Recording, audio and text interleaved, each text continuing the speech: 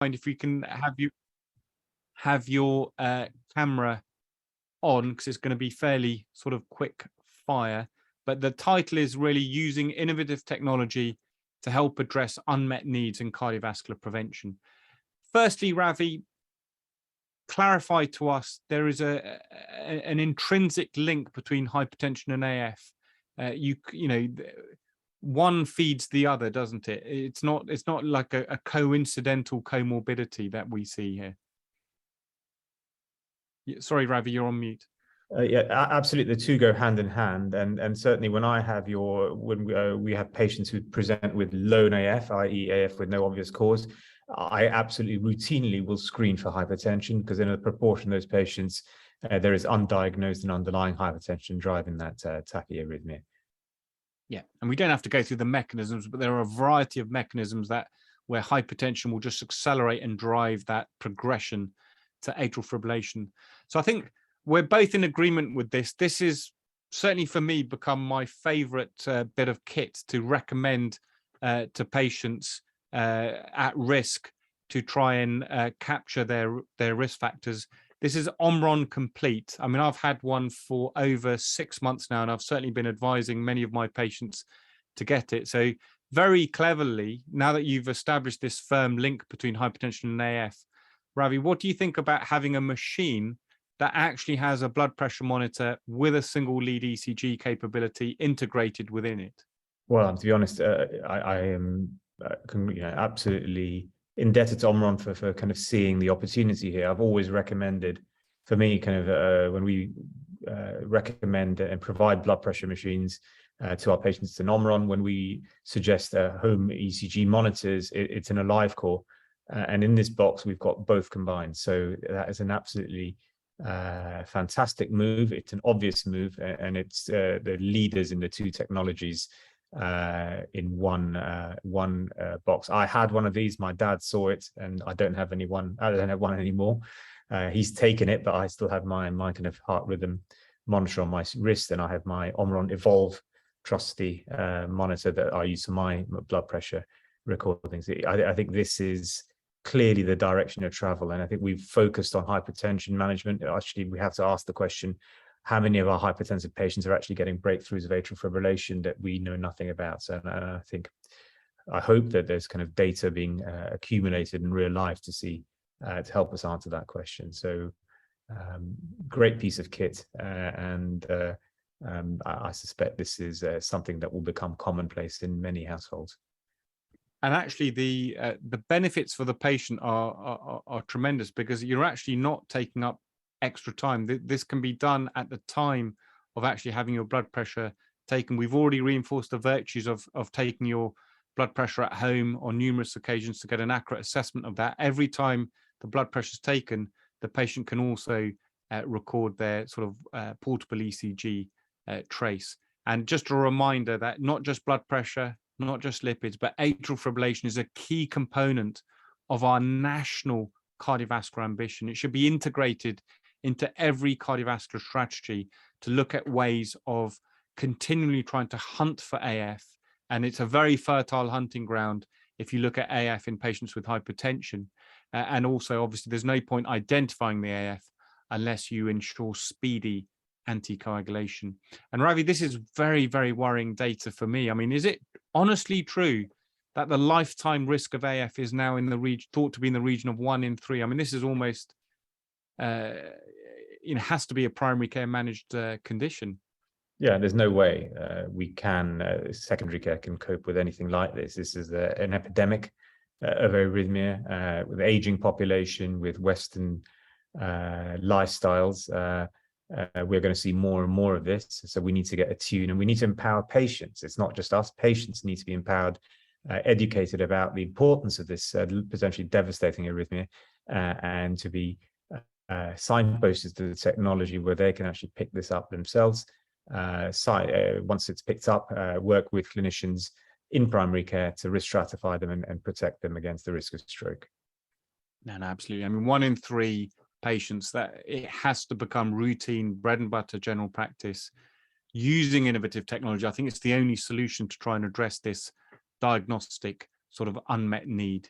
and we've alluded to the fact already that hypertension is a big risk factor for stroke. Have a look at what happens when you develop AF, the single leading independent risk factor for stroke. You're actually increasing that risk fivefold. And when an AF patient has any of these other risk factors, the risk doesn't just add up, it actually gets multiplied. So really important to look for all of those comorbidities. So Ravi, explain to us exactly what happens to a heart the moment it goes into atrial fibrillation. What are we looking at on this slide? So this is a transesophageal echo, an ultrasound taken of the patient swallowing an ultrasound probe. It resides behind in the esophagus. In the left atrium, you've got this little pouch at the bottom, and you can see this tiny little focus of material there. Yes, it's kindly drawn a circle around it. That is an incipient thrombus, and that thrombus will grow and grow and potentially dislodge from the left atrium into the left ventricle and out the heart. Why do you develop thrombi? Because when you're in atrial fibrillation, the stasis of blood, when you have your blood staying still, you tend to have blood clotting. It flops down into the appendage, which is almost a receptacle for blood clot. So absolutely critical. These patients are anticoagulated.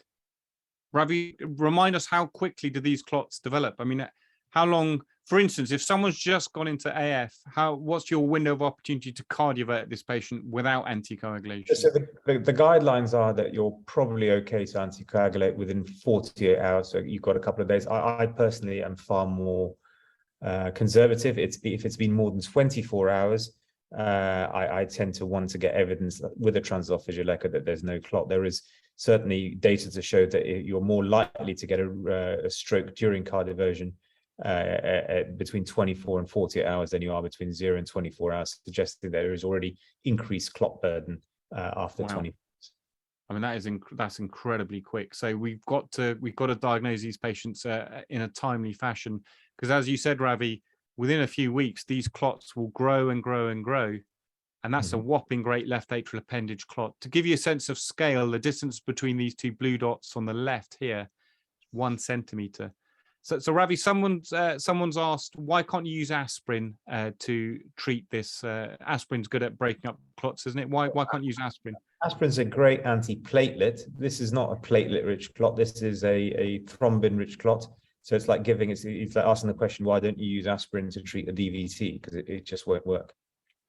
Yeah, absolutely. So it's either anticoagulation or nothing really, or there are devices, left atrial appendage occlusion for those very rare cohort that can't go on an anticoagulant. So look at the size of that clot. So I want you guys to think of atrial fibrillation as a ticking time bomb. Think of it as a race. In primary care in particular, it's a race. You've got to screen, diagnose, and anticoagulate patients before the stroke wins the race. This is a ticking time bomb. If you do not do this in a timely fashion, patients are going to have a stroke. And when they have a stroke, these clots, when they break off, they block large arteries in the brain. And I'm showing you a CT scan of a patient who suffered an AF stroke.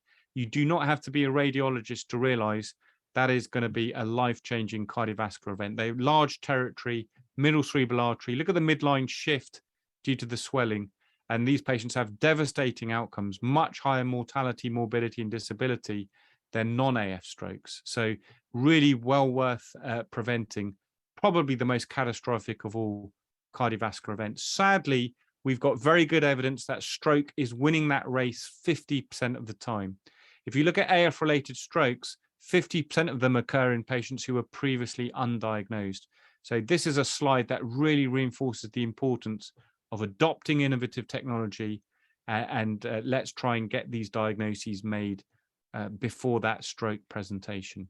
And Ravi, a lot of people intuitively actually might think that just having short bursts of AF every now and then, that's not risky, is it? You've got to be in AF most of the time to increase your stroke risk. Can you break that perception for us? So paroxysmal AF is as presents as much of a risk of stroke as persistent or permanent AF. There is no difference. If you have paroxysmal AF, your risk of stroke is the same as having persistent permanent AF, and they should therefore be anticoagulated with the same rationale and equally aggressively. In fact, Ravi, a lot of clinicians might also think symptoms. A patient with paroxysmal AF, they might declare, 1 or 2 episodes a year of symptoms, but symptoms aren't a great correlator of how often you're getting paroxysmal AF. Absolutely not. And we've done monitors on patients with paroxysmal AF, and they only really notice a proportion of breakthroughs of AF, and it tends to be the more prolonged episodes, but shorter, but still clinically significant episodes go unnoticed. Yeah, so it's really, really important, guys. If you suspect even short episodes of paroxysmal AF, let's empower our patients to try and get that diagnosis. In terms of guidelines, again, I'm going to reinforce, for me, these are the most prestigious guidelines we have in cardiology, the European Society of Cardiology. They now give a class 1 recommendation that you can use a single lead ECG tracing as long as it's 30 seconds or more, and a live call does that as a default, or a 12 lead ECG. To establish a diagnosis of AF. That is a class 1 recommendation. So Ravi has already highlighted that you do not need a 12 lead ECG. Well, you've now got it cast in stone in one of the most prestigious guidelines we have in medicine. What do our national guidelines say? So NICE tend to be a little bit more conservative. I'm not going to criticize NICE. They're just, every guideline has sort of different degrees of being conservative. For atrial fibrillation, in their latest updated guidelines, they do make a point of reinforcing pulse palpation and 12 lead ECG to make a diagnosis of AF, but they have acknowledged for patients, particularly with paroxysmal AF, especially infrequent paroxysmal AF, that is a diagnostic challenge. And I think they've given a nod to that by actually suggesting that we can use other ECG technology, and that has to encompass portable ECG technology for patients with infrequent sort of paroxysms. And in fact, CardioMobile, a live call technology, is now the only portable ECG device that has a specific NICE positive guidance for use in detecting atrial fibrillation. So you're actually now backed up, not just by cardiologists telling us to do this, but actually NICE have now given us a positive guidance that it's a cost-effective way of diagnosing, in particular, that paroxysmal atrial fibrillation. So this is a typical trace that you're going to get. This is actually one that I did on myself quite a few years ago now. In fact, I've now aged myself because you got my date of birth on there. But look how useful a live call technology can be. I mean, in the Arrhythmia Alliance, a wonderful charity, actually deployed this as a pilot in COVID vaccination centres.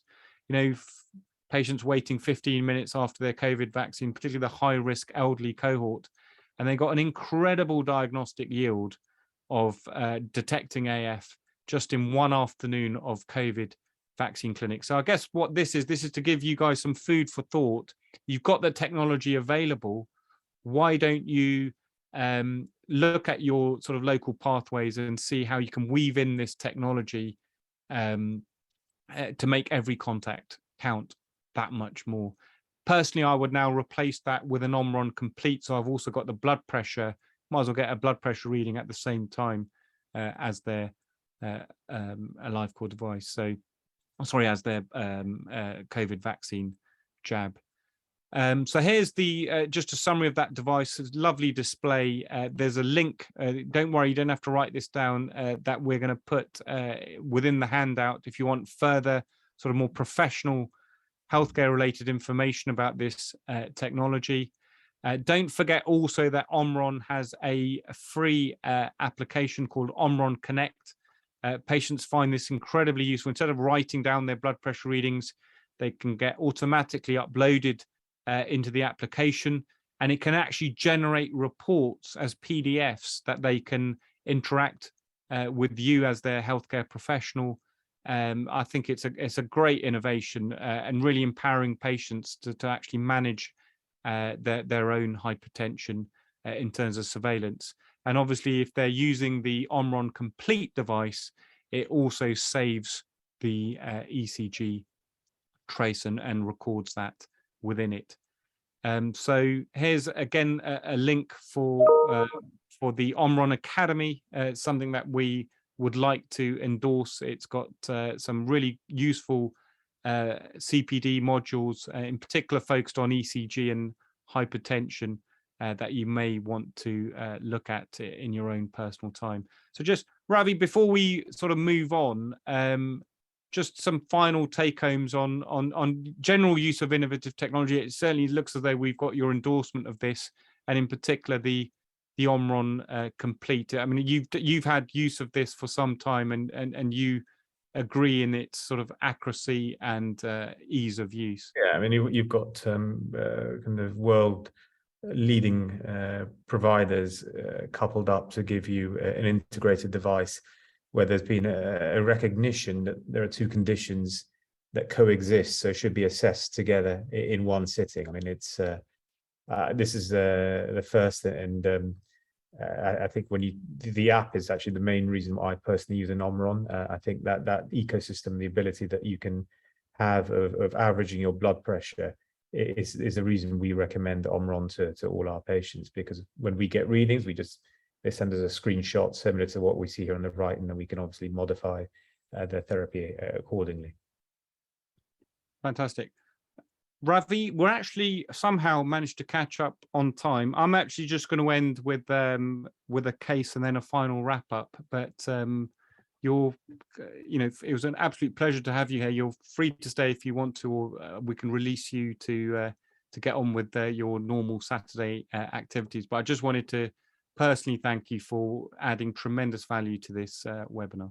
I mean, and yes, thank you very much for having me. I mean, I think the work you're doing here on Zing Medical is something that will clearly, I think, many members of the 250 plus that have attended today will take this away with them.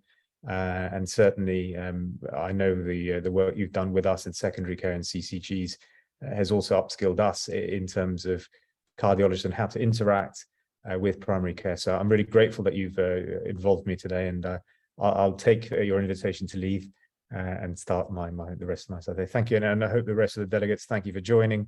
It's a pleasure to have interacted with you, and enjoy the rest of the session. Wonderful. Thank you very much, Ravi. Take care. Bye.